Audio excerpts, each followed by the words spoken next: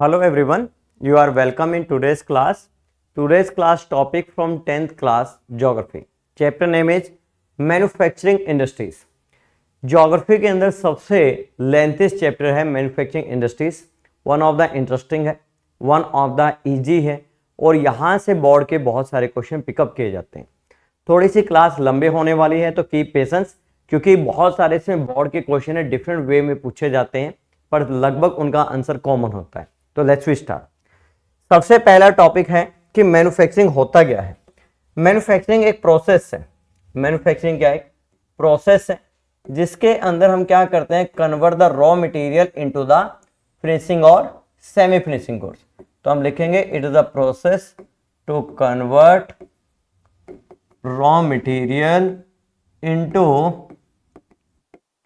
Finishing and semi finishing goods. जब भी question आए मैन्युफैक्चरिंग का तो आप उसके अंदर इस इंट्रोडक्शन में लिख सकते हो.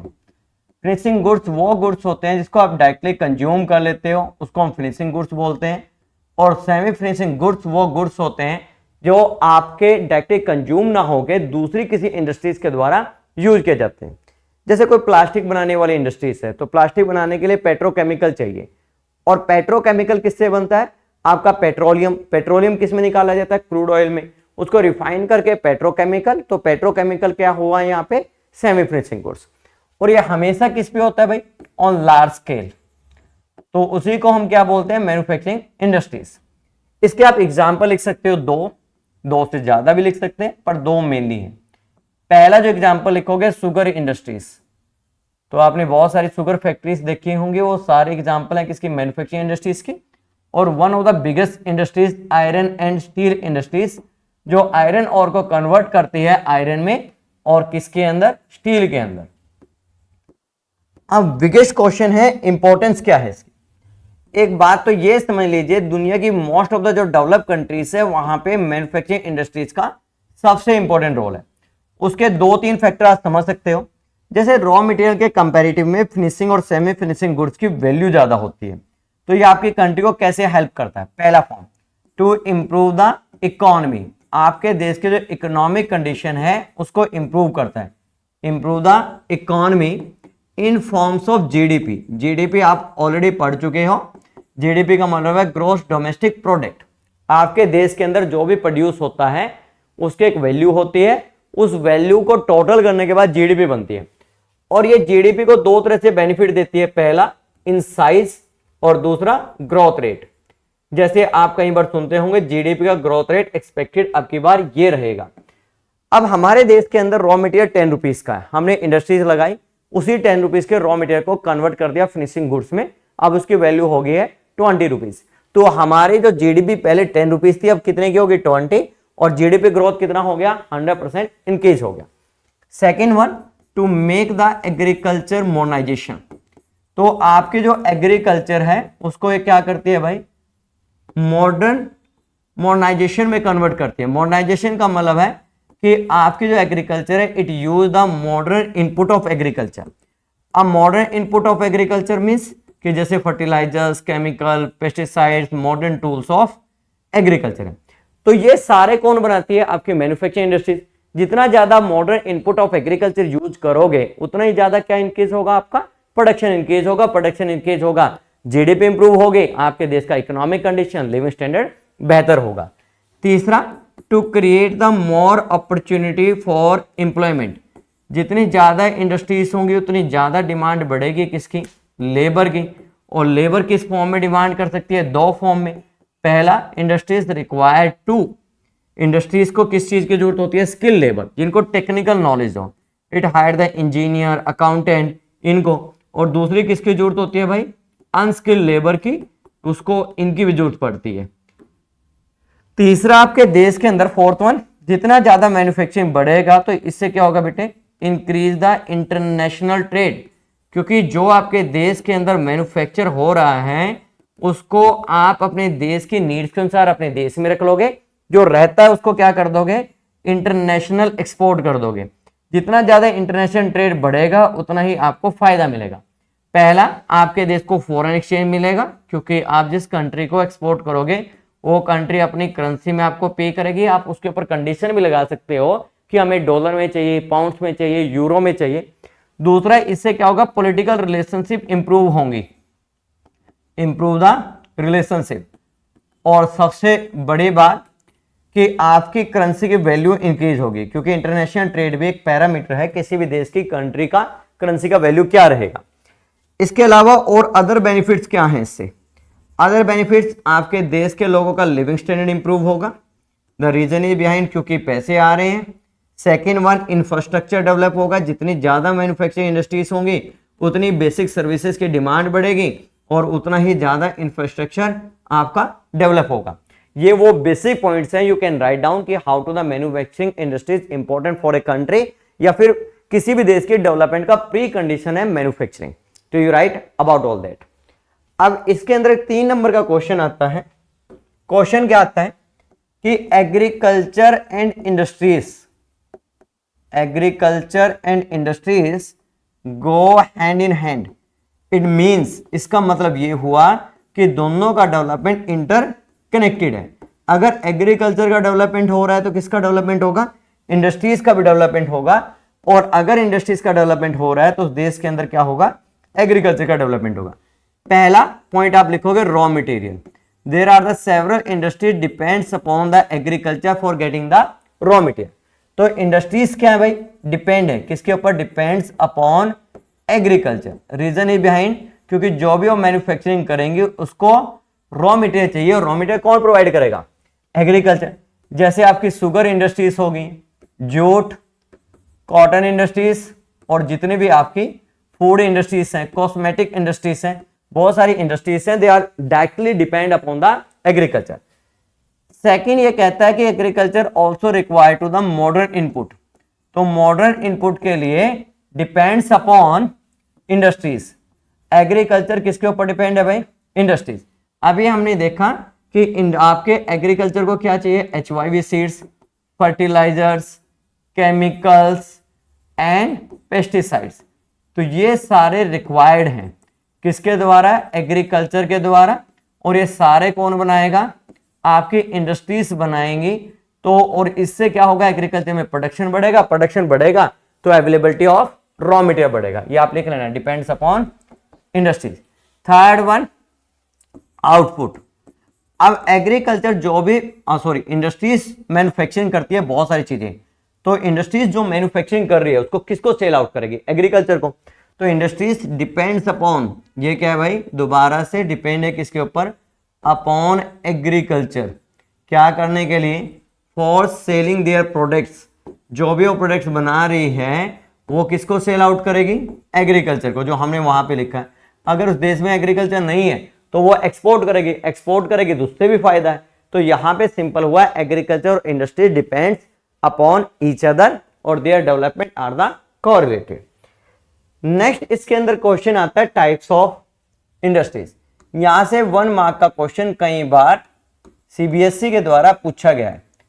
बेसिकली 5 इसके टाइप्स बताए गए हैं और पांचों आपको लर्न करने पड़ेंगे और बहुत इजी हैं। अगर कोशिश करोगे तो क्लास में अभी लर्न हो जाएंगे। सबसे पहले हम टाइप देखते हैं based on the raw material. किसके आधार पे? Raw material. तो बेसिकली जो रॉ मटेरियल है वो 2 हैं। एक है एग्रोबेस जो एग्रीकल्चर प्रोड्यूस करता है, दूसरा मिनरल्स जो आपके रॉक से बने हुए हैं। एग्रोबेस का एग्जांपल क्या हो सकता है? जैसे शुगर इंडस्ट्रीज हो गया, अभी लिखा है हमने, या जूट इंडस्ट्रीज एक्सेट्रा।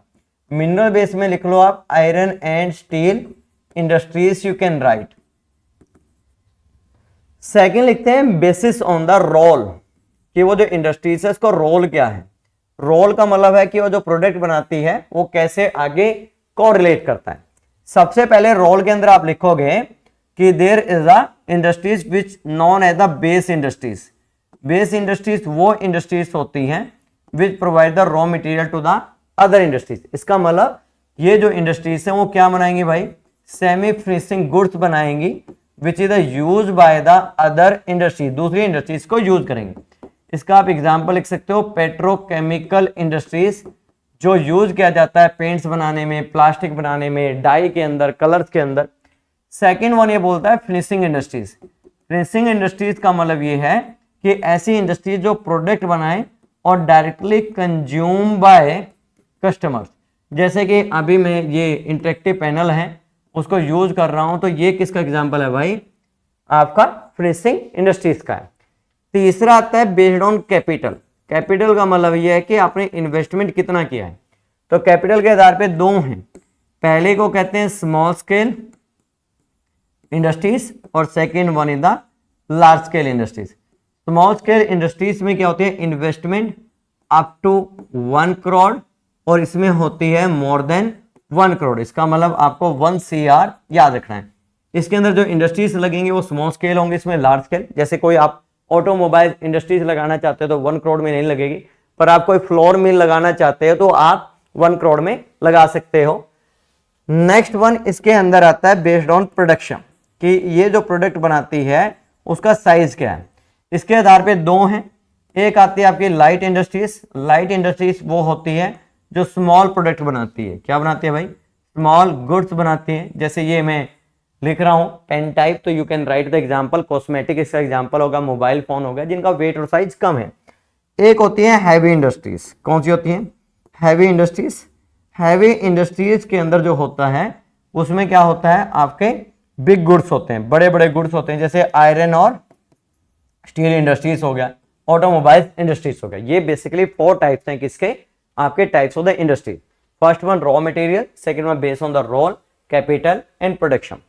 सबसे लास्ट और इंपॉर्टेंट है that is known as the based on the ownership. जैसे आपने क्लासिफिकेशन ऑफ द रिसोर्सेज में पढ़ा होगा, पर ये जो बेस्ड ऑन द ओनरशिप है, यहां से आपको एग्जांपल्स याद रखने हैं, क्योंकि एग्जाम्पल से ही क्वेश्चन आता है।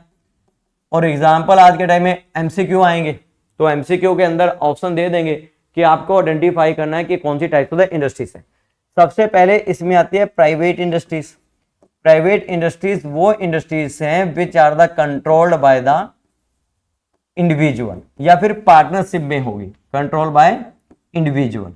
अब इंडिविजुअल में जो भारत के अंदर इंडस्ट्रीज हैं वो कौन सी हैं, जैसे एग्जांपल लिख सकते हैं हम टाटा, आपका TISCO, Tata and iron steel corporation. इसके अलावा रिलायंस हो गया, Maruti and Suzuki etcetera. Second आता है पब्लिक। पब्लिक का बड़ा इंपॉर्टेंट है, public industries which are the controlled by government. Public का मतलब होता है कंट्रोल्ड बाय गवर्नमेंट। आप जो गवर्नमेंट कंट्रोल करें वो दो याद रखनी है। पहला रखना है SAIL, steel authority of India limited, और दूसरा है भेल, भारत हैवी इलेक्ट्रॉनिक लिमिटेड। दो ही दे रखे हैं, दो ही आप याद रख सकते हो। कई बच्चे में BSNL लिख देते हैं। BSNL is the example of the service sector, not a manufacturing. तो सेल और भेल, सेल में क्या मिल रही है, खाने वाली भेल, तो steel authority of India limited और Bharat heavy electronic limited. Next one आता है इसके अंदर जॉइंट इंडस्ट्रीज। अब जॉइंट में कुछ नहीं है, आप यहां पे लिख लो कि this are the industries example public and private. जब गवर्नमेंट और कोई प्राइवेट कंपनी मिलके कोई मैन्युफैक्चरिंग करती है उसको हम बोलते हैं जॉइंट इंडस्ट्रीज। जैसे भारत में कोई मिनरल्स है, वो फाइंड आउट हमने कर लिया भारत सरकार ने, पर उसको एक्सट्रैक्ट करने की we don't have the technology. उसको कन्वर्ट करने के लिए फिनिशिंग और सेमी फिनिशिंग गुड्स में हमारे पास टेक्नोलॉजी नहीं है। तो हमारे तो रॉ मटेरियल, वो रॉ मटेरियल क्या है हमारे लिए, यूजलेस है जब तक उसको यूज ना किया जाए। और कोई ऐसी कंपनी है जिसके पास उसका टेक्नोलॉजी है तो उसको यूज किया जा सकता है। इसका एक ही एग्जाम्पल आप याद रखना है, ऑयल। ऑयल क्या है, ऑयल इंडिया लिमिटेड एक कंपनी है ऑयल रिफाइनिंग की। सबसे लास्ट के अंदर आता है कोऑपरेटिव इंडस्ट्रीज। कोऑपरेटिव इंडस्ट्रीज बड़ी इंपॉर्टेंट है, जिसके अंदर क्या होता है कि बेसिकली दो लोगों की पार्टनरशिप होती है। एक तो यहाँ पे जो रॉ मटेरियल प्रोवाइड करता है, क्योंकि इंडस्ट्रीज को रॉ मटेरियल चाहिए, उसको बोला जाता है सप्लायर। क्या बोला जाता है, सप्लायर। सेकेंड वन क्या करता है कि इसके रॉ मटेरियल को कन्वर्ट करता है मैन्युफैक्चरिंग में, जिसके पास वो टेक्नोलॉजी है, वो स्किल्स है, वो उसको हम क्या बोलते हैं, प्रोड्यूसर। ठीक है, इन दोनों को मैनेज करने के लिए एक इंस्टीट्यूशन होता है, जैसे गवर्नमेंट उसको कर सकती है, कोई और अथॉरिटी कर सकती है। जो भी प्रॉफिट होगा तीनों में डिवाइड कर लिया जाएगा। इसके दो एग्जांपल हैं, जैसे शुगर इंडस्ट्रीज कहाँ पे भाई, महाराष्ट्र के अंदर, वहां पे बहुत अच्छे से काम कर रही हैं। कौन भाई, शुगर इंडस्ट्रीज।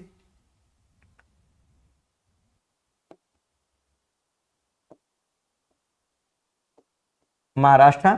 और एक होता है कोयर इंडस्ट्रीज, इसका भी एग्जांपल पूछा जाता है और कई बार अकेला क्वेश्चन 2 नंबर में आ जाता है। What do you mean by the cooperative industries? तो right, it's a example. Coir industries क्या है? जो केरला के अंदर नारियल का ऊपर का जो कवरिंग होता है ब्राउन कलर का, उसको पील करके कन्वर्ट इनटू द रॉप किया जाता है, उसको बोलते हैं कोयर इंडस्ट्री। तो ये classification of the industries we have the done. अब 3 क्वेश्चन करते हैं, तीनों का आंसर लगभग सेम है, पर क्वेश्चन पूछा जाता है कि ये specific types of the industries है, why it is a concentrated in the specific area. तो इसका मतलब कि कोई भी इंडस्ट्रीज लगती है तो उसका एक इंपॉर्टेंट जो पॉइंट है उसका लोकेशन है। अब इस चैप्टर के अंदर जो क्वेश्चन आता है 3 तरह की इंडस्ट्रीज को लेके आता है। सबसे पहले क्वेश्चन आता है कि why the cotton industry located in Maharashtra and Gujarat belt. Second इसका क्वेश्चन आता है कि why the jute industries located in the West Bengal. और तीसरा आता है iron and steel industries located in the Chhota Nagpur plateau region, कि आपका झारखंड और छत्तीसगढ़ के अंदर ही आयरन स्टील इंडस्ट्रीज कंसेंट्रेटेड क्यों है। अब इसको समझने के लिए 5 मेन इंपॉर्टेंट फैक्टर हैं जिसके बिहार पे कोई भी इंडस्ट्रीज डिसाइड करती है कि कहां पे लोकेटेड होगी। सबसे पहला और मोस्ट इंपॉर्टेंट जो फैक्टर है वो है availability of the raw material. जहां पे रॉ मटेरियल ज्यादा होगा वहां पे सस्ता होगा, और हर एक इंडस्ट्रीज क्या चाहती है, रॉ मटेरियल मेरे को सस्ता मिले। दूसरा बोलता है चीप लेबर। चीप लेबर का मतलब ये है कि उनको स्किल्ड और अनस्किल्ड पीपल चाहिए जो कम पैसों में काम करने के लिए रेडी हो जाए। और स्किल्ड लेबर और अनस्किल्ड कहां पे मिलेगी? जहां पे ज्यादा डेंसिटी ऑफ पॉपुलेशन होगा। तीसरा बोलता है फैसिलिटी ऑफ ट्रांसपोर्टेशन, क्योंकि उसको रॉ मटेरियल को इंपोर्ट एक्सपोर्ट मार्केट में भेजना है तो अच्छी कनेक्टिविटी चाहिए रोडवेज, रेलवेज एंड वाटरवेज की। एक इसके अंदर लिखोगे मार्केट, क्योंकि मार्केट तो बहुत जरूरी है, क्योंकि प्रोडक्ट सेल आउट कहां पे होगा? मार्केट में। और मार्केट ओनली सेल और बाय के लिए नहीं है, market also offer the different types of the facility, जैसे बैंकिंग है, इंश्योरेंस है। और सबसे लास्ट के अंदर गवर्नमेंट पॉलिसी, क्योंकि कोई भी इंडस्ट्रीज भारत के अंदर लगेगी तो गवर्नमेंट उसको लाइसेंस देगी। अगर गवर्नमेंट उसको लाइसेंस देगी तभी वो लोकेटेड होगी। तो यहाँ पे कई बार क्वेश्चन आएगा, आपको कुछ नहीं करना, just you look to this 5 points और एक्सप्लेन। पहले मैन्युफैक्चरिंग इंडस्ट्रीज का example meaning, then you will write that कि there are the several factor. ये फैक्टर डिसाइड करते हैं कौन सी इंडस्ट्रीज कहाँ पे लोकेटेड है। अब कहता है कि गुजरात और महाराष्ट्र में ही क्यों है? आप लिखोगे this area has availability of, यहां पे क्या भाई, अवेलेबिलिटी ऑफ ब्लैक सॉइल है, और black soil is a favourable to grow. ये क्या भाई, फेवरेबल टू ग्रो कॉटन है, तो फेवरेबल टू ग्रो कॉटन है, और कॉटन यहां पे हो रहा है तो यहां पे क्या बेटे, availability of cheap raw material है। और एक हर इंडस्ट्रीज को क्या चाहिए? चीप रॉ मटेरियल चाहिए। पहला पॉइंट हो गया। लेबर में सबके लिए कॉमन पॉइंट लिखोगे, आप लिखोगे this geographical area has high density of population है। डेंसिटी ऑफ पॉपुलेशन मतलब होता है कि किस ज्योग्राफिकल एरिया में ज्यादा लोग रहते हैं। Due to it there is availability of, यहां पे क्या है भाई, there is availability of cheap labour है। ये सब में कॉमन पॉइंट हो जाएगा, आपको कोई अलग से पॉइंट लेने की जरूरत नहीं है। अगला भी ये लिखोगे, this geographical area well connected, ये बहुत अच्छे से कनेक्टेड है किसके भाई, थ्रू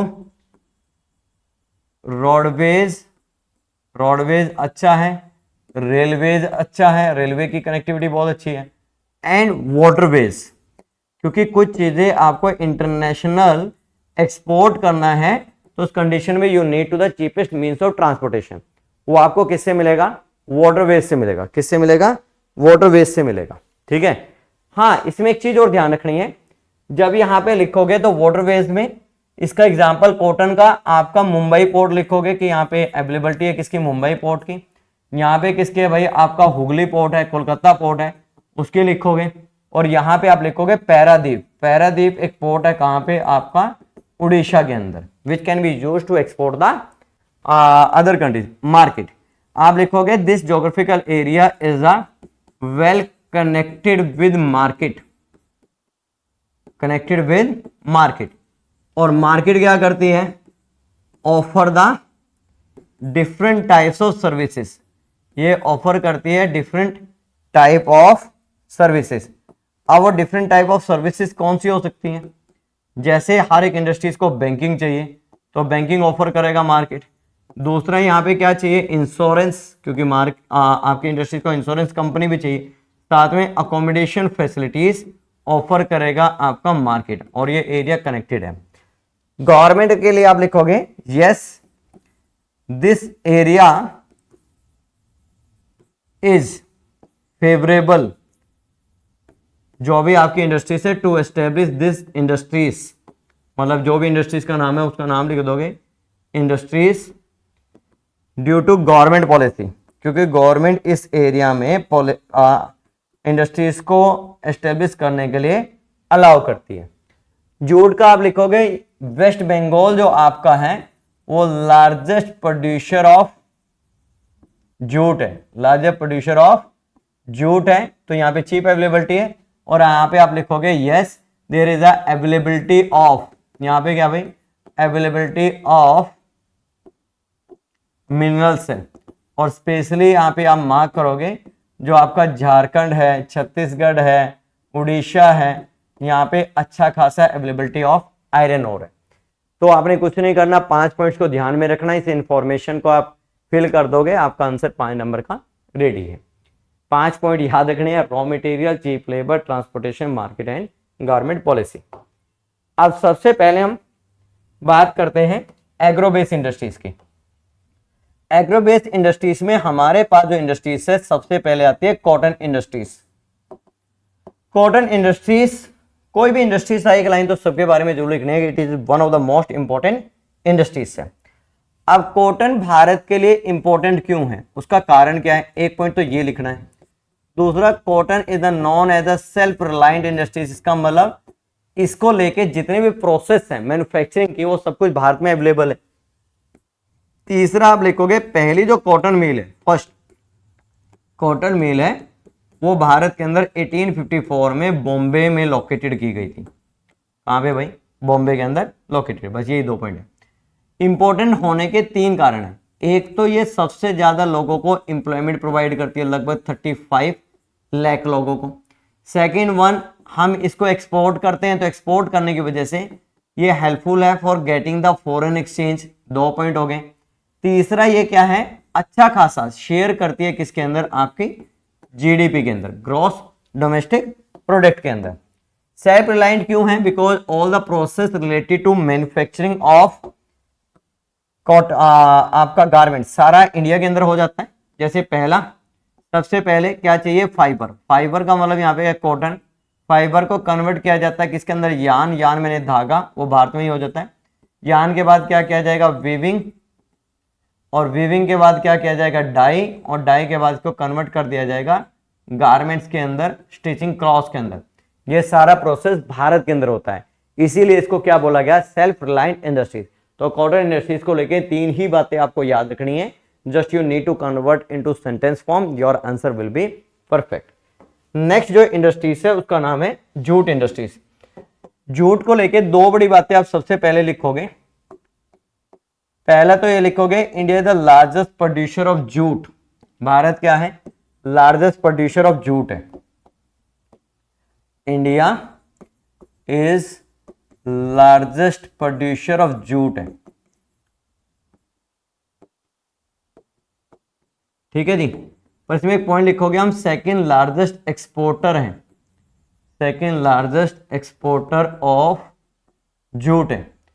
अब कारण क्या है कि भाई सबसे ज्यादा आप प्रोड्यूस कर रहे हो फिर भी आप सेकेंड नंबर पे, उसका रीजन है हमारी इंटरनल डिमांड ज्यादा है। दुनिया में सबसे ज्यादा जो एक्सपोर्ट करता है वो कौन करता है, आपका Bangladesh. It is known as eco friendly. Eco friendly क्यों है, क्योंकि it not harm to environment, ये हार्म नहीं करता है किसको, इन्वायरमेंट को। उसका कारण क्या है, क्योंकि ये क्या हो जाता है भाई, डिकम्पोज हो जाता है किसके साथ, डिकम्पोज विद इन्वायरमेंट। तो इन्वायरमेंट के साथ ये खत्म हो जाता है, तो इसीलिए ये इन्वायरमेंट को हार्म नहीं करता। जबकि इसके सब्स्टिट्यूट पे यूज किया जाता है पॉलीथीन को या फिर आपका सिंथेटिक को, वो क्या करते हैं, हार्म टू इन्वायरमेंट करते हैं क्योंकि डिकम्पोज नहीं होते हैं। सर अब इसका यूज क्या है, it is use to make a rope, rope बनाने में यूज किया जाता है। गनी बैग्स बनाने में, जिसको हम बोरा बोलते हैं, गनी बैग्स बनाने में यूज किया जाता है। और तीसरा कारपेट्स बनाने में इसको यूज किया जाता है। भारत सरकार ने इसके प्रमोशन के लिए एक पॉलिसी बनाई थी, उसका नाम था national jute policy. It was frame in 2005। National jute policy के अंदर 3 पॉइंट आपको याद रखनी है। पहला था to increase the cultivation area. कई बार ये 3 नंबर का क्वेश्चन आएगा कि नेशनल जूट पॉलिसी का main object cultivation area of jute, कि भारत के अंदर जूट की जो खेती है उसके एरिया को बढ़ाया जाए। कब बढ़ेगा? जब फार्मर्स को मोटिवेशन मिलेगा। तो इसीलिए लिखा गया to fair price for farmers, कि जूट के जो प्राइस हैं वो बहुत फेयर होने चाहिए जिससे फार्मर को बेनिफिट हो। और third one two spread the awareness, internal demand और बढ़ाई जाए जिससे हम ज़्यादा से ज़्यादा जूट को यूज करें, और ज़्यादा से ज़्यादा जूट को यूज करेंगे हमारी इंडस्ट्रीज का प्रमोशन होगा, फार्मर्स को बेनिफिट होगा और हमारे इन्वायरमेंट को हार्म नहीं होगा। बस only this 4 points you have to learn about the jute. अगली जो इंडस्ट्रीज आती है दैट इज नोन है the sugar industries. Sugar industries Bharat के अंदर बड़ा इंपॉर्टेंट रोल प्ले करती है, और शुगर अकेला ऐसा प्रोडक्ट है जिसके अंदर जीरो वेस्टेज है। शुगर इंडस्ट्रीज, तो शुगर इंडस्ट्रीज के अंदर जीरो वेस्टेज है। इसमें भी आप यही लिखोगे कि India is the second largest producer है इसका, शुगर केन का। हम सेकेंड लार्जेस्ट क्या है? प्रोड्यूसर है शुगर केन के। लार्जेस्ट कौन है भाई? ब्राजील है। वहां पे हमने क्या लिखा था? हम लार्जेस्ट प्रोड्यूसर ऑफ जूट है। कॉटन में हमारा रैंक सेकंड है, सेकंड लार्जेस्ट प्रोड्यूसर है, बट लार्जेस्ट मैन्युफैक्चर है। 2 चीजों के हम लार्जेस्ट मैन्युफैक्चर हैं। एक इसके खांडसारी, जो आपने देसी खांड सुना होगा, घर पे हम यूज करते हैं, खांडसारी। और सेकेंड मतलब गुड़, जैगरी, ठीक है ना जी। तो इसके हम लार्जेस्ट प्रोड्यूसर हैं। अब जो शुगर इंडस्ट्रीज है इसका यूज कहां पे होता है? एक तो इससे शुगर बनती है, इसको हम चीनी बोलते हैं। सेकंड पॉइंट बोलता है खांडसारी बनता है। तीसरा गुड़ बनता है। फोर्थ वन इससे मोलेसिस बनते हैं जिसको यूज किया जाता है अल्कोहल बनाने में या फिर आपका सिरका बनाने में। एक इसका जो एग्जॉस्ट बन जाता है, जो वेस्टेजेस बचती है, जैसे आपने देखा होगा गन्ने में से जूस निकलने के बाद उसका जो कवर है वो बच जाता है, वेस्टेजेस। इसको ड्राई किया जाता है, सुखाया जाता है, और ड्राई करने के बाद use in the brick factory. इसका मतलब इसमें से कोई भी आपका वेस्टेजेस नहीं है, सारी चीजों को इसको यूज किया जा रहा है। भारत के अंदर सबसे ज्यादा जो मैक्सिमम शुगर फैक्ट्रीज हैं वो कहां पे हैं? यूपी के अंदर, और सेकंड बिहार है, फिर इनके नेबरिंग स्टेट है। पर अभी क्या हुआ है? थोड़ा सा ट्रेंड चेंज हुआ है। अब ट्रेंड क्या हुआ है कि जो शुगर इंडस्ट्रीज हैं दे स्टार्टेड शिफ्टेड टूवर्ड्स, ये शिफ्ट होना स्टार्ट हो गई हैं towards the south west. Bharat का जो साउथ वेस्ट एरिया है, जैसे महाराष्ट्र है, कर्नाटका है, केरला, वहां पे शिफ्ट होना स्टार्ट हो गया। शिफ्ट होने के बेसिकली 3 कारण है। पहला तो वो कहता है कि वहां पे कूलर क्लाइमेट है, क्योंकि नियर टू द ओशन है, क्लाइमेट कूलर है, इसलिए जो क्रशिंग सीजन है, जो इंडस्ट्रीज हैं वो काम करती हैं, उसका क्रशिंग सीजन लॉन्ग हो जाता है। किसकी वजह से? Availability of sugar cane. अभी हम नॉर्दर्न प्लेन्स की बात करें, यहाँ पे शुगर फैक्ट्री काम करती है लगभग 5 महीने, वहां पे करती है 7 से 8 महीने, क्योंकि यहाँ पे तो जो कूलर क्लाइमेट है वो कम समय के लिए रहती है, फिर गर्मी आ जाती है, तो वहां पे ऐसा नहीं है। सेकेंड ये कहता है कि जो शुगर केन के अंदर कंटेंट ऑफ सुक्रोज होता है, जो मिठास जिसको हम बोलते हैं नेचुरली, वो क्या बेटे ज्यादा है किसके कंपेरेटिव में? Northern plain. उसके 2 कारण है। एक तो वहां की क्लाइमेटिकल कंडीशन है जिसकी वजह से उसको मैच्योरिंग टाइम जो शुगर केन है उसको ज्यादा मिलता है। सेकेंड, जो नॉर्दर्न प्लेन के फार्मर्स हैं वो अपने फील्ड को इरिगेट ज्यादा करते हैं जिससे सुक्रोज का कंटेंट कम हो जाता है और वहां पे ड्रिप इरिगेशन है। तीसरा, successful functioning of cooperative sugar factory, जैसे अभी हमने बात किया था, वहां की जो शुगर फैक्ट्रीज हैं वहां के फार्मर को बहुत सारी फैसिलिटीज प्रोवाइड करती है, इसीलिए जो फार्मर्स हैं उनको बड़ा इजी रहता है किसका? कल्टीवेशन, शुगर केन का, जबकि नॉर्दर्न प्लेन में इतना ज्यादा सक्सेसफुल नहीं हो पाई है। तो अकेला क्वेश्चन आ सकता है 3 नंबर का, why the most of the sugar industry started shift towards south west in India. तो you will write this are the 3 reasons for the shifting. तो ये आपका आएगा। Minerals based industries, mineral base में जो सबसे पहले इंडस्ट्रीज आती है वो आती है आयरन एंड स्टील इंडस्ट्रीज। कौन सी भाई? Iron and steel industries. Iron और steel industries which is known as the backbone of all the industries. इसको क्या माना जाता है? It is known as backbone. Backbone का मतलब यह है कि कोई भी इंडस्ट्रीज इसके बिना नहीं चल सकती। उसके 3 कारण है, known as backbone of all industries. कुछ ऐसी इंडस्ट्रीज हैं जिसके अंदर आयरन और स्टील को यूज किया जाता है एज ए रॉ मटेरियल। जैसे आयरन को यूज किया जाएगा, स्टील को यूज किया जाएगा। आपकी ऑटोमोबाइल इंडस्ट्रीज है, उसका जो स्ट्रक्चर है वो किससे बना, आयरन और स्टील क्या यूज किया जा रहा है, इसी को रॉ मटेरियल के तौर पे। दूसरा ये बोलता है जितनी भी इंडस्ट्रीज है सबकी जो मशीनरी है डायरेक्टली और indirectly made with the iron और स्टील। थर्ड वन बोलता है स्ट्रक्चर ऑफ इंडस्ट्रीज, आपका जो बिल्डिंग मटेरियल है उसके अंदर आयरन रोड डलता है तो वो किससे बना हुआ है, आपकी आयरन से बना हुआ है, स्ट्रक्चर ऑफ इंडस्ट्रीज। सेकंड ये कहता है ये सपोर्ट करती है, support to all types of the industries. वो तो क्लियर ही हो गया क्योंकि कोई भी इंडस्ट्रीज आयरन और स्टील के बिना नहीं चल सकती, तो सपोर्ट करती है all types of the industries, चाहे वो आपकी लाइट इंडस्ट्रीज से या फिर आपकी मीडियम इंडस्ट्रीज से या फिर आपकी मेगा इंडस्ट्रीज से, बड़ा प्लांट है, सबके अंदर इसको डायरेक्टली इनडायरेक्टली यूज किया जाता है। आयरन और यूज किया जाता है टू मैन्युफैक्चर द स्टील, क्या बनाने के लिए भाई, मैन्युफैक्चरिंग द स्टील। स्टील को लेके एक पॉइंट याद रखना आप लोग, जो स्टील है which is the part of index country development, इसको इंडेक्स में रखा गया है। इंडेक्स का मतलब है पैरामीटर में किसका भाई, कंट्रीज की डेवलपमेंट को मेजरमेंट करने के लिए, जहां पे जितना ज्यादा स्टील यूज होगा उतना ही ज्यादा उस कंट्री को इकोनॉमिकली डेवलप माना गया है। स्टील को बनाने के लिए एक रेशियो यूज किया जाता है 4:2:1। 4 में किसको यूज किया जाता है, आयरन और को। 2 में किसको यूज किया जाता है, कोकिंग कोल को, जिसमें कार्बन एक्सट्रैक्ट किया जाता है, कोकिंग कोल। और 1 में जो यूज किया जाता है it is use the limestone. ये सारा प्रोसेस करने के बाद इसमें क्या किया जाता है, प्लस किया जाता है मैग्नीज। मैग्नीज को इसलिए यूज किया जाता है और बहुत कम कंटेंट में किया जाता है टू मेक स्टील हार्डर। जो स्टील है उसका नेचर क्या रहे, हार्ड रहे, इसलिए किसको यूज किया जाता है, मैग्नीज को। भारत के अंदर जो कोकिंग कोल है इसके ज्यादा रीजन नहीं है, इसलिए we have to depend on the other country for importing the coking coal. और कोकिंग कोल की डिपेंडेंसी की वजह से ही भारत में मैन्युफैक्चरिंग कम हो रही है, किसका, स्टील का। नेक्स्ट हमारे पास आता है एल्यूमिनियम इंडस्ट्रीज। एल्यूमिनियम जो इंडस्ट्रीज है ये बहुत इंपॉर्टेंट है और आज के टाइम के अंदर सबसे इंपॉर्टेंट और emerging one of the most important industries है। तो ये भारत के अंदर क्या है भाई, second most important metal industries है। उसका कारण क्या, पहले नंबर पे क्या आता है, आयरन और स्टील आएगा और सेकंड नंबर पे आएगा एल्यूमिनियम। अब एल्यूमिनियम का प्रोसेस क्या है, ये बनता कैसे है, कई बार एग्जामिनर ने ये भी पूछा है प्रोसेस। पहला इसमें क्या यूज किया जाता है, बॉक्साइट। बॉक्साइट क्या होता है, एक रेड कलर का, reddish colour type of sand होता है, रेड टाइप होता है, ये उड़ीसा में पाया जाता है। तो बॉक्साइट को क्या किया जाता है, स्मेल्ट, इसको बड़ी बड़ी भट्टियों में डाल के इलेक्ट्रिसिटी से गर्म किया जाता है। उसके बाद इसमें से एक चीज निकलता है that is called the alumina. Alumina को फिर प्रोसेस किया जाता है और इसको बनाया जाता है किसमें भाई, एल्यूमिनियम के अंदर, किसमें, aluminium. This is the process of the manufacturing the aluminium.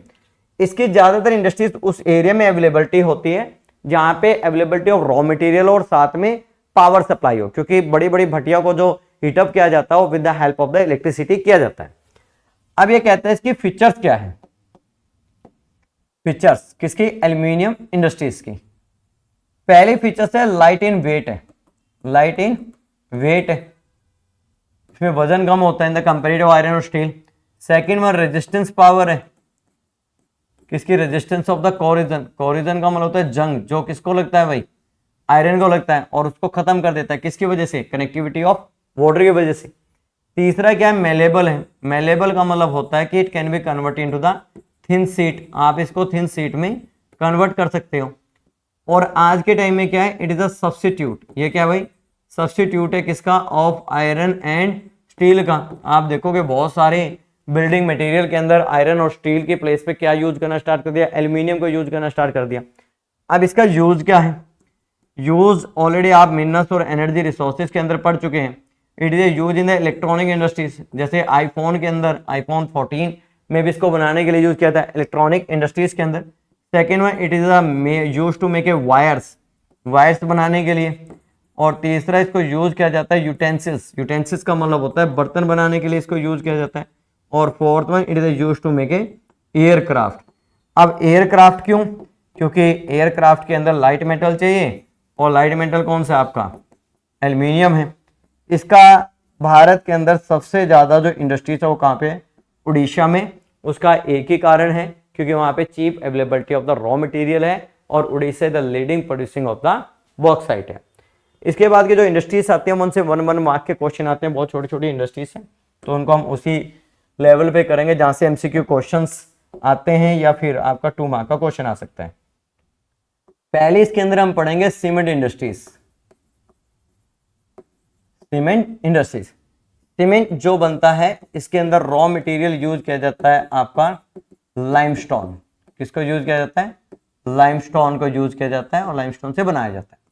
इसका यूज क्या है? बेसिकली 2 तरह के यूज होते हैं। एक तो जितना भी आपका कंस्ट्रक्शन मटेरियल है उसके अंदर इसको यूज किया जाता है, और सेकेंड वन जो आपकी ब्लास्ट फर्नेस होती हैं, बड़ी बड़ी जो भट्टियां जिसके अंदर आयरन और या हमने अभी बॉक्साइट को देखा है, उसके अंदर यूज किया जाता है। भारत के अंदर पहली जो सीमेंट इंडस्ट्री है 1907 में कहाँ पे लगाई गई थी? चेन्नई के अंदर। कहाँ पे? चेन्नई के अंदर। सेकेंड हम इसके अंदर बात करेंगे इंडस्ट्रीज के अंदर फर्टिलाइजर्स इंडस्ट्रीज की। फर्टिलाइजर्स इंडस्ट्रीज भारत के अंदर बहुत important, the reason is behind India the agri country. पर जो यूज ऑफ फर्टिलाइजर्स बढ़ा है वो आफ्टर द ग्रीन रेवोल्यूशन, क्योंकि ग्रीन रेवोल्यूशन क्या किसकी बात करती है? Modern input of the cultivation. Modern input of the cultivation का मतलब है फर्टिलाइजर्स, केमिकल, पेस्टिसाइड्स, इसलिए फर्टिलाइजर इंडस्ट्रीज की ज्यादा हुई है। और यहाँ पे जो फर्टिलाइजर्स हैं वो मेनली 2 तरह की जरूरत में, 2 टाइप्स जो सबसे ज्यादा यूज किए जाते हैं। एक यूज किया जाता है यहाँ पे यूरिया। यूरिया बेसिकली जिसके अंदर सबसे ज्यादा कंटेंट होता है वो किसका होता है? नाइट्रोजन का, और आपके सॉइल की फर्टिलिटी के लिए क्या चाहिए? नाइट्रोजन। सेकेंड वन हम यूज करते हैं डीएपी। डीएपी के अंदर जो होता है वो होता है फॉस्फेट। क्या होता है भाई? फॉस्फेट। इन दोनों को बनाने के लिए जो सबसे ज्यादा इंपॉर्टेंट कंटेंट है वो होता है सल्फर, और भारत के अंदर सल्फर क्या है भाई? डेफिशिएंट है, कम है, जितना हमें चाहिए उतना नहीं है, इसलिए हमें इंपोर्ट करना पड़ता है। और भारत के अंदर इसलिए ज्यादातर जो इंडस्ट्रीज हैं वो भारत के कोस्ट पे लोकेटेड है। कोस्ट पे लोकेटेड होने का कारण यही है कि easily we can import the sulphur, और we can do the manufacturing of the fertilisers. और भारत के अंदर फर्टिलाइजर्स की कमी है, उसका बड़ा कारण क्या है? आपके यहाँ पे सल्फर कम है। अगली जो इंडस्ट्रीज आती है that is known as the chemical industries. Chemical industries one of the important industries है। उसका बड़ा एक कारण क्या है? क्योंकि आज के टाइम में जितनी भी चीजें हैं आपकी all are made with chemical. कुछ भी देख लीजिए सब में केमिकल है। केमिकल इंडस्ट्रीज, केमिकल इंडस्ट्रीज के 2 टाइप्स हैं। पहले को बोलते हैं हम ऑर्गेनिक, और दूसरे को बोलते हैं इनऑर्गेनिक। जो ऑर्गेनिक मटेरियल से बना हुआ है, जैसे एग्जांपल है पेट्रोकेमिकल। पेट्रोलियम किससे बना हुआ है? Decomposition of the organic material है।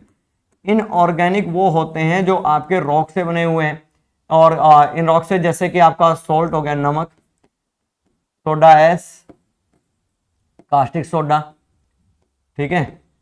तो ये सारे के सारे क्या है भाई? एग्जाम्पल हैं।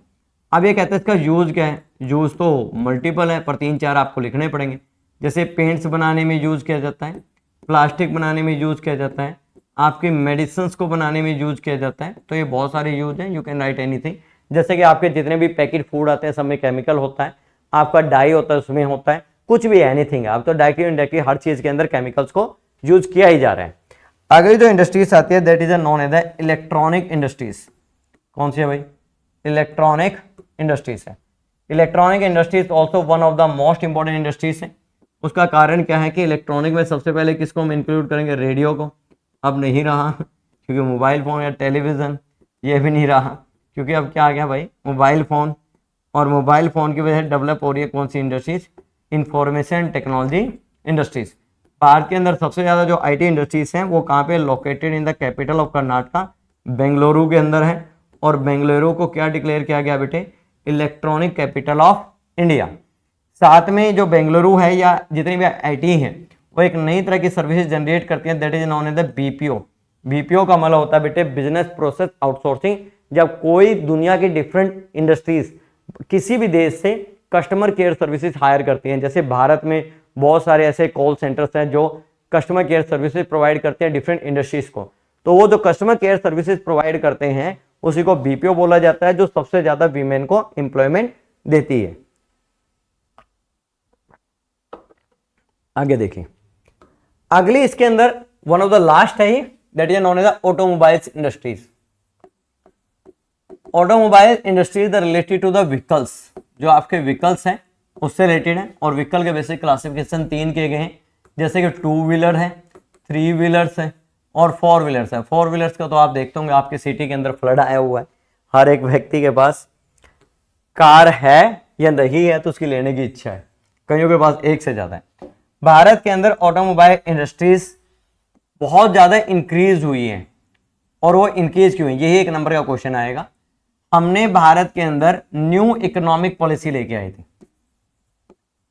न्यू इकोनॉमिक पॉलिसी का मतलब क्या है कि भारत ने 1991 में विल लिबरलाइज द इकोनॉमी, हमने क्या कर लिया है, लिबरलाइज किया है द इकोनॉमी ऑफ इंडिया। जैसे हमने अपनी इकोनॉमी को ओपन किया है, इसी की वजह से भारत के अंदर इंक्रीज हुआ है किसका, इंक्रीज द एफडीआई। और एफडीआई का मतलब फॉरेन डायरेक्ट इन्वेस्टमेंट, और ये ज्यादातर जो इंडस्ट्रीज हैं वो कौन सी है भाई, ऑटोमोबाइल्स इंडस्ट्रीज से। भारत एक फेवरेबल प्लेस है जहाँ पे चीप लेबर है, चीप रॉ मटेरियल है, और हम कोस्ट से कनेक्टेड है, लॉन्गेस्ट कोस्ट है हमारे पास, जिससे वो दुनिया के किसी भी कोने को अपनी जो मैन्युफैक्चरिंग कार्स हैं उसको क्या कर सकते हैं, वो एक्सपोर्ट कर सकते हैं। एक एजेंसी के बारे में स्टडी करना है जिसका नाम है NTPC, national thermal power corporation. It was establish in 1975। NTPC basically 3 काम करता है। एक तो ये रेगुलर चेक करता है फॉर पावर सप्लाई, कि हर एक इंडस्ट्रीज को जो पावर है, इलेक्ट्रिसिटी है, क्या वो प्रॉपर मिल रही है या नहीं मिल रही है। सेकेंड वन चेक करता है क्या उनके पास लेटेस्ट टेक्नोलॉजी है या नहीं है, क्योंकि जितनी अच्छी टेक्नोलॉजी होगी उतना ही क्या होगा, लेस पॉल्यूशन होगा और हमारे इन्वायरमेंट को कम हार्म होगा, बेस्ट क्वालिटी ऑफ प्रोडक्ट बनेगा जिसकी इंटरनेशनल मार्केट में डिमांड रहेगी। तीसरा इंश्योर करती है to insure the green belt, कि हर एक इंडस्ट्रीज क्या करें, ग्रीन बेल्ट लगाएं। इसका मतलब है कि ज्यादा पेड़ लगाएं जिससे जो वो पोल्यूशन कर रही है उसको कॉम्बैट कर सके। साथ में इसका एक और काम है कि लेवल ऑफ पोल्यूशन को चेक करना है, कौन सी इंडस्ट्रीज कितना पोल्यूशन कर रही है और उस पोल्यूशन को उसी लेवल पे कॉम्बैट करने का एफर्ट्स किया जाए। टाइप्स ऑफ पोल्यूशन है वो अपने आप कर लोगे, hardly examine ask about the types of the pollution. हाँ, ये पूछा जा सकता है कि कौन कौन से आपके पास सजेशन है, suggestion to control the pollution. और यहाँ पे जो कंट्रोल द पोल्यूशन है वो बेसिकली ऐसा pollution which is done by industries है, कि जो इंडस्ट्रीज पोल्यूशन करती है उसको कम कैसे किया जा सकता है। देखिए, सबसे पहली बात, इंडस्ट्रियल का जो पोल्यूशन है वो हार्मफुल है किसके लिए, आपके इन्वायरमेंट के लिए। गवर्नमेंट एक रूल बनाए कि जो आपकी इंडस्ट्रीज हैं उनकी जो लोकेशन है वो क्या होनी चाहिए, far away from living area. जो आपका लिविंग एरिया है, रेजिडेंशियल एरिया है, उस रेजिडेंशियल एरिया से उसका लोकेशन दूर होना चाहिए जिससे वो उस एरिया को हार्म ना पहुंचाए। Second one, all the industries should have the latest technology. Latest technology होनी चाहिए। लेटेस्ट टेक्नोलॉजी होगी तो क्या होगा, लेस पॉल्यूशन होगा। सेकेंड, हमें क्या बेनिफिट होगा, क्वालिटी ऑफ प्रोडक्ट अच्छा होगा। तीसरा क्या होगा, इससे बेस्ट यूज ऑफ रिसोर्सेस होगा, क्योंकि अच्छी होगी तो वहां पे वेस्टेजेस कम होगी, बेस्ट यूज ऑफ रिसोर्सेस होगा। एक प्रॉब्लम किसकी है, पानी को लेके है, तो यहां पे हर एक इंडस्ट्रीज के लिए कंपल्सरी होना चाहिए, compulsory for rain water harvesting, कि वो अपनी इंडस्ट्रीज के अंदर क्या लगाएं, रेन वाटर हार्वेस्टिंग लगाएं। और रेन वाटर हार्वेस्टिंग लगाने से क्या होगा, जो उनकी डिपेंडेंसी है ग्राउंड वाटर के ऊपर या आपका रिवर का वाटर है वो कम हो जाएगा, रेन वाटर हार्वेस्टिंग सिस्टम। एक क्या करें, proper vestiges management system develop करें, कि भाई जिनका जो वेस्टेजेस है उसको प्रॉपरली क्या किया जा सके, डंप किया जा सके। अगर कोई पोल्यूटेड वाटर है उसको प्रॉपर ट्रीटमेंट किया जाए, उसको तब रिलीज किया जाए कहां पे, फ्रेश वाटर के अंदर या फिर कोई ऐसा प्लेस जिससे उसका कम से कम नुकसान हो। ये करना बहुत जरूरी है। और एक ये क्या करे, to ensure the green belt, ये बहुत जरूरी है। क्योंकि जो प्लांट्स हैं वही आपके इन्वायरमेंट को अच्छा बना सकते हैं, इन्वायरमेंट को सुंदर बना सकते हैं। एक क्या करें, to follow the 3R policy. तो इतने पॉइंट्स हो गए, अगर आपने सारे लिख दिए तो मेरे को लगता नहीं कि आपके मार्क्स कटेंगे। 3R पॉलिसी में क्या होता है कि आप वाटर का जो यूज है इसको रिड्यूस करें, कोई भी वे यूज करें। एक क्या करें, रीयूज करें, बार बार उसी वाटर को यूज करें। जैसे आपने कोई पानी है, आप मशीन को कूलिंग करने के लिए, प्रोडक्ट बनाने के लिए यूज करें, उसी वाटर को आप क्लीननेस के लिए यूज कर सकते हो। और तीसरा क्या करें, रिसाइकल करें। क्या करें भाई, रिसाइकल। तो this is the way to stop the pollution of the water और to control the pollution level. तो ये चैप्टर है आपका और ये कंप्लीटेड है, इससे बाहर कुछ नहीं आएगा। हाँ, एक टर्म हो रहा है इसके अंदर, NMCC, national manufacturing competitive council. ये जरूर पढ़ लेना, एनसीईआरटी के अंदर गिवन है, कहीं पर इसकी फुल फॉर्म पूछ लेते हैं, नेशनल मैन्युफैक्चरिंग कॉम्पिटिटिव काउंसिल। इसका काम ये है भारत के अंदर प्रमोशन ऑफ द इंडस्ट्रीज करना, जिससे हम compete कर सके with the rest of the countries के साथ। तो this is the all about that. You go through from this video lecture 1 2 3 times और then you read your NCERT. और टेलीग्राम में मैं इसका असाइनमेंट और नोट्स भेज देता हूँ। I think it will be enough for you. तो best of luck, thank you.